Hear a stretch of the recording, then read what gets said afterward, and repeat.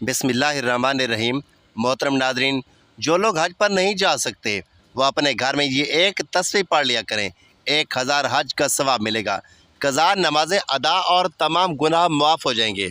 मोहतरम नादरीन, दुनिया की इस फ़ानी ज़िंदगी में जहाँ हम नेकियों की तलाश में सरगर्दा रहते हैं, वहाँ अल्लाह रब्बुल इज़्ज़त ने अपने ख़ास फजल करम से ऐसे आसान अमाल हमें अता फरमाई हैं जिनके ज़रिए हम कलील वक्त में बेशुमार नेकियां हासिल कर सकते हैं।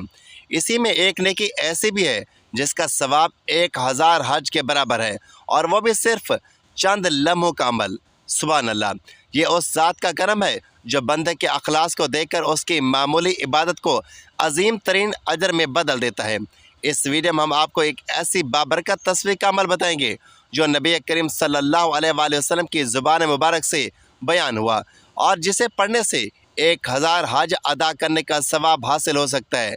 अगर आप भी चाहते हैं कि आपके नाम अमाल में बेशुमार नेकियां लिख दी जाएं, तो इस वीडियो को आखिर तक ज़रूर देखें और इस अमल को अपनी ज़िंदगी का हिस्सा बना लें, क्योंकि ये अमल करने से 1000 हज का सवाब मिलता है। जो शख्स इस तस्बीह का अमल करता है, अल्लाह उसको 1000 हज का सवाब और उसकी कज़ा नमाज अदा और तमाम गुनाह माफ़ फरमा देता है। नाज़रीन, इंसान की फितरत में है कि वो कम से कम मेहनत में ज़्यादा से ज़्यादा फ़ायदा चाहता है, और अल्लाह ताला जो रब्बुल आलमीन है अपनी रहमत से बंदों को ऐसे ऐसे रास्ते अता फरमाता है जिनके ज़रिए वो बहुत ज़्यादा अजर हासिल कर सकते हैं। खा वो अमल बज़ाहिर छोटा ही क्यों ना हो, ज़िक्र इलाही भी ऐसा ही एक रास्ता है जो बज़ाहिर चंद अल्फाज पर मुश्तमिल होता है, लेकिन उसके ज़रिए इंसान का दिल पाक होता है, गुनाह मिटते हैं और अल्लाह की कुर्बत नसीब होती है। जो शख्स एक बार यह तस्बीह पढ़ ले, अल्लाह ताला उसे 1000 हज का सवाब अता फरमाते हैं। उसकी तमाम कज़ा नमाज़ें अदा और उसके तमाम गुनाह मुआफ़ कर दिए जाते हैं।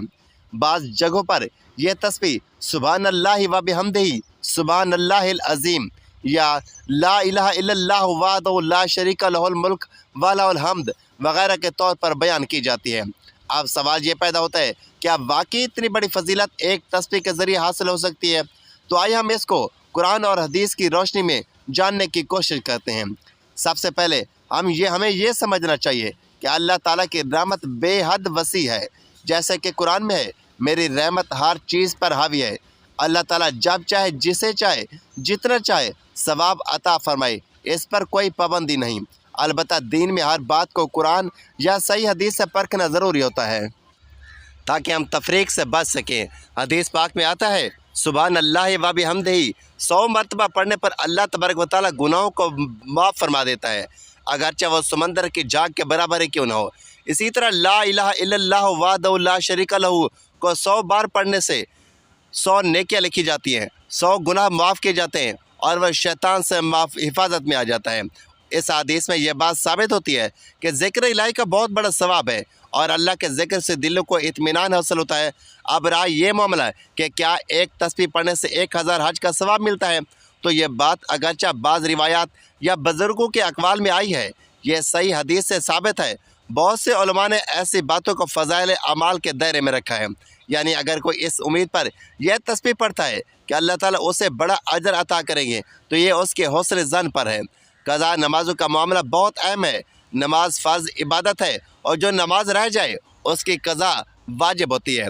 अगर कोई तस्बीह पढ़ेगा तो ये कज़ा नमाज़ें अदा करने के लिए बहुत अहम तस्बीह है। अगर कोई बंदा शर्मिंदा होकर सच्चे दिल से तौबा करे और इस तस्बीह के ज़रिए अल्लाह से मग़फ़रत की दुआ करे, तो अल्लाह चाहे तो उसकी ख़ताएँ माफ़ फरमा दे। इस तरह तमाम गुनाह मिट जाएंगे। अब यह तस्बीह पढ़ने का मतलब ये नहीं कि इंसान गुनाहों पर डटा रहे और सिर्फ तस्बीह पढ़ता जाए, बल्कि ये शर्त है तौबा, निदामत और नेकी की नियत से। हदीस कुदसी में अल्लाह ताला फरमाते हैं, ऐ मेरे बंदे, अगर तुम ज़मीन पर गुनाह लेकर आओ लेकिन मेरे साथ शिरक ना करो तो मैं तुम्हें बख्श दूंगा। लिहाजा खुलासा ये है कि ऐसी तस्बीहात यकीनन बहुत फजीलत वाली है और उनके पढ़ने से बड़ा अजर मिलता है, लेकिन हमें शरीयत की तालीमात को समझ कर अमल करना चाहिए।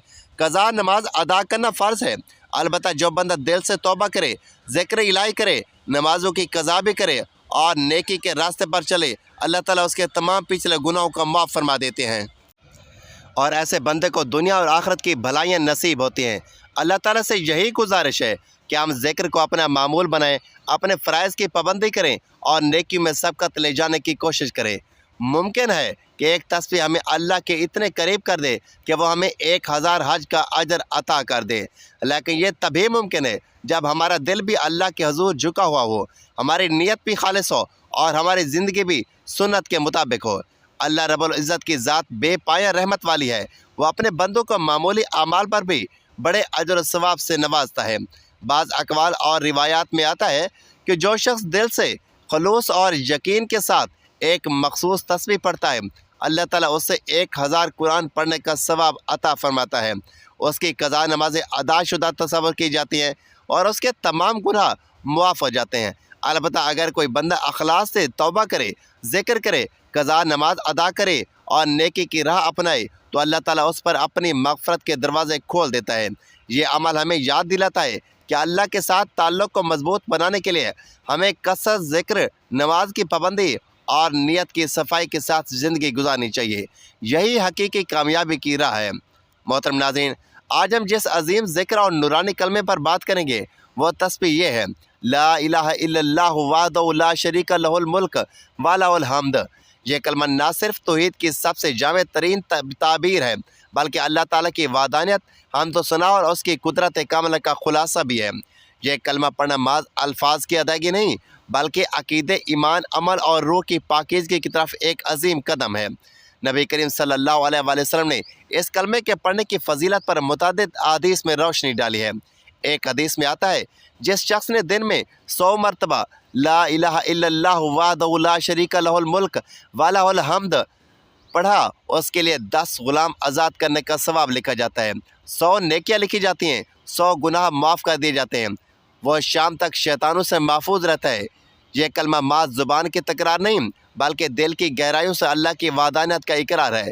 جب بندہ اس کلمے کو خلوص سے پڑھتا ہے تو وہ گویا اپنی بندگی کا عہد تازہ کرتا ہے کہ میرا رب صرف اللہ ہے، وہی عبادت کے لائق ہے، اس کا کوئی شریک نہیں، اس کی بادشاہی ہے اور ہر قسم کی تعریف صرف اسی کے لیے ہے، وہی ہر چیز پر کامل قدرت رکھتا ہے۔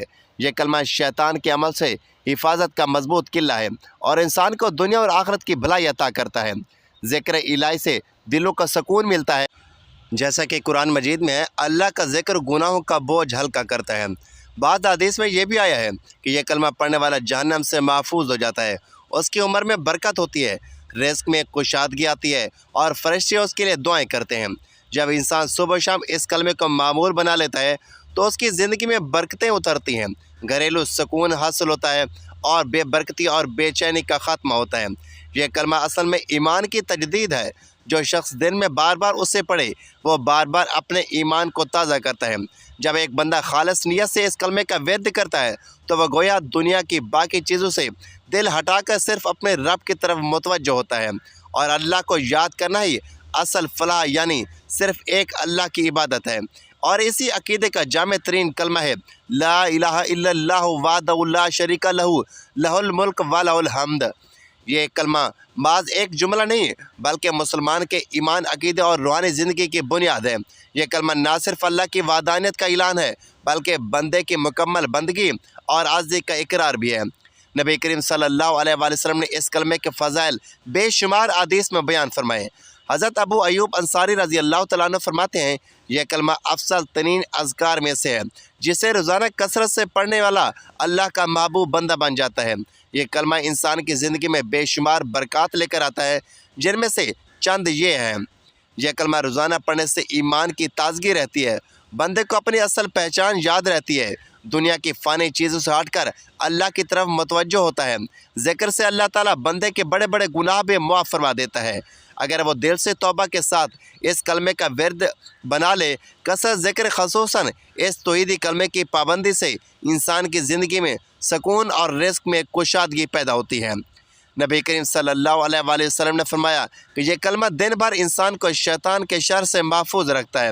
جب بندہ دل سے لا الہ الا اللہ کہتا ہے تو وہ گویا اپنے تمام مسائل اللہ کے سپرد کر دیتا ہے اور اللہ تعالیٰ اس کے راستے آسان کر دیتے ہیں۔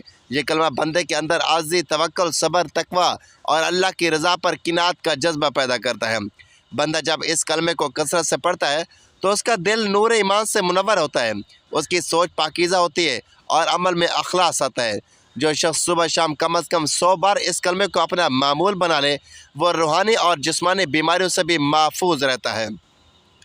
یہ ذکر دنیاوی مصیبتوں، گھریلو جھگڑوں، بے برکتی، ذہنی پریشانیوں اور دل کی بے چینی کا مجرب علاج ہے۔ بزرگان دین، اولیاء کرام اور اہل معرفت نے اس کلمے کو روحانی ترقی کا ذریعہ قرار دیا ہے۔ لا الہ الا اللہ وحدہ لا شریک لہ ایک ایسا انمول خزانہ ہے جو بندے کو اللہ کی معرفت، محبت، قرب اور بخشش تک لے جاتا ہے۔ اس کلمے کی عظمت کتنی زیادہ ہے کہ اس کا ایک بار اخلاص سے پڑھنا بھی دل پر اثر ڈالتا ہے، اور جو بندہ اسے ہمیشہ اپنا ذکر بناتا ہے اس کی دنیا اور آخرت سنور جاتی ہے۔